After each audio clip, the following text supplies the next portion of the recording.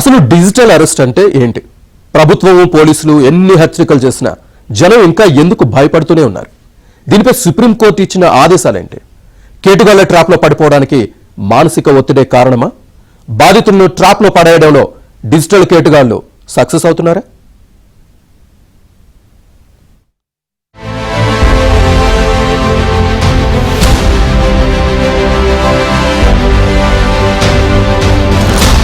రూపాయి కాదు, 10 రూపాయలు కాదు, లక్షల కోట్లు పోతున్నాయి. బెదిరింపులకు భయపడిన జనం స్వయంగా డబ్బులు ట్రాన్స్ఫర్ చేస్తున్నారు.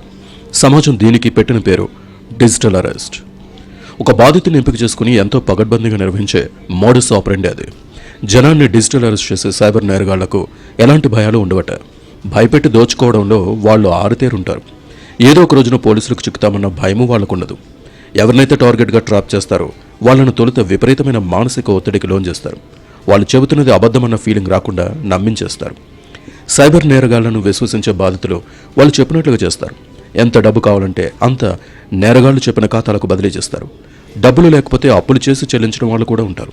పైగా బాధితులను డిజిటల్ అరెస్ట్లో ఉంచుతారు. అంటే ఇల్లు కదలకూడదు, ఎవరితో మాట్లాడకూడదు. వాళ్ళు చెప్పినట్లు వినుకుంటే పోలీసులు, సిబిఐ, ఈడీ వచ్చేస్తుందని భయపెడతారు. పైగా నేరగాళ్లు పోలీసుల వేషాల్లోనూ అధికారుల వేషాల్లోనూ వీడియో కాల్ చేస్తున్నందున అమాయక జనం వాళ్లను నమ్మేస్తారు.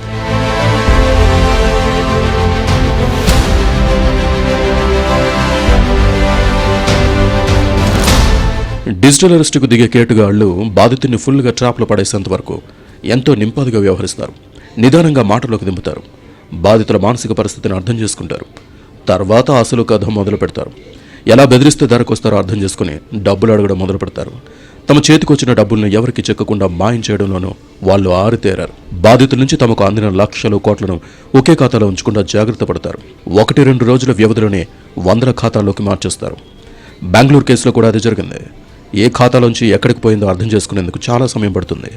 అందుకే చాలా సందర్భాల్లో కేటుగాళ్లను పట్టుకున్న నగదు రికవరీ దుర్లభమవుతోంది. ఎవరెవరి పేర్లతోనూ ఖాతాలు తెరుస్తారు.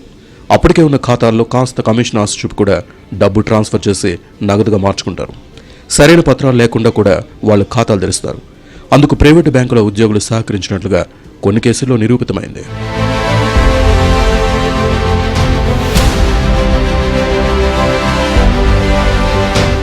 డిజిటల్ అరెస్ట్ అనేది ఒక సైకలాజికల్ గేమ్ అని మర్చిపోకూడదు. మీ పేరుతో ఏదో జరిగిపోతుందని బెదిరిస్తే భయపడిపోవడం మానసిక దౌర్బల్యంగా కూడా భావించాల్సి ఉంటుంది. కొందరిని డ్రగ్స్ పేరుతో, మరికొందరిని వారి పిల్లలు ఏదో తప్పు చేశారనో బెదిరించేస్తారు. ఏ మాట చెబితే బాధితుల మైండ్ బ్లాంక్ అవుతుందో కూడా వారు గ్రహించేస్తారు. విక్టిమ్స్ను దిక్కుతోచిన స్థితిలోకి తీసుకెళ్లి డబ్బులు ఇచ్చే విధంగా చేస్తారు. నిజానికి డిజిటల్ అరెస్టుల మీద సుప్రీంకోర్టు కూడా సీరియస్ అయింది. వ్యవస్థ పునాదులపై ప్రజా విశ్వాసాన్ని దెబ్బతీసే దాడిగా అభివర్ణించింది. న్యాయస్థానాల పేరుతో ఉత్తర్వులు, వాటిపై జడ్జిల సంతకాల ఫోర్జరీ, సిబిఐ, ఈడీ అధికారులమంటూ మభ్యపెట్టి బెదిరింపులకు దిగి భారీ మొత్తాలను ప్రజల నుంచి వసూలు చేయడం వంటివి సాధారణమైన నేరాలు కాదని తెలిపింది. వాటి నివారణకు సత్వరమే కఠిన చర్యలు తీసుకోవాల్సిన అవసరం ఉందని కొద్ది కాలం క్రితం జస్టిస్ సూర్యకాంత్, జస్టిస్ జోయ్ మల్యా బాగ్చి ధర్మాసనం అభిప్రాయపడింది. అంబాలాలో జరిగిన ఓ కేసుకు సంబంధించి సుప్రీంకోర్టు గట్టిగా వార్నింగ్ ఇచ్చింది.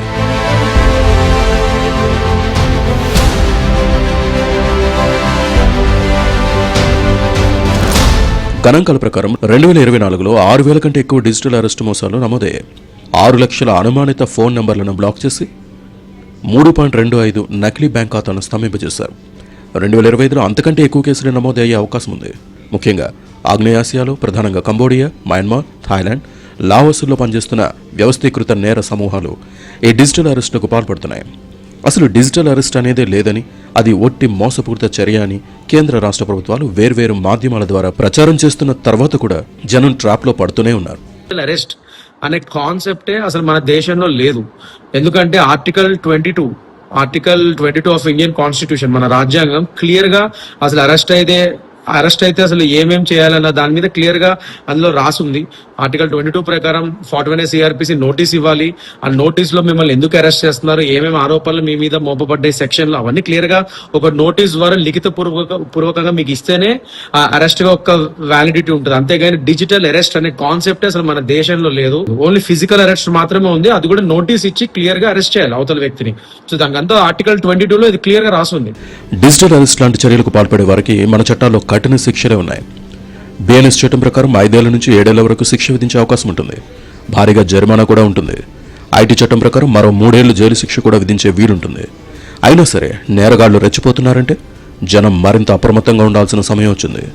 అది అంతర్జాతీయ వ్యవస్థీకృత క్రిమినల్ నెట్వర్క్గా మారిందని అర్థం చేసుకుంటే ట్రాప్లో పడకుండా ఉండే వీలుంటుంది.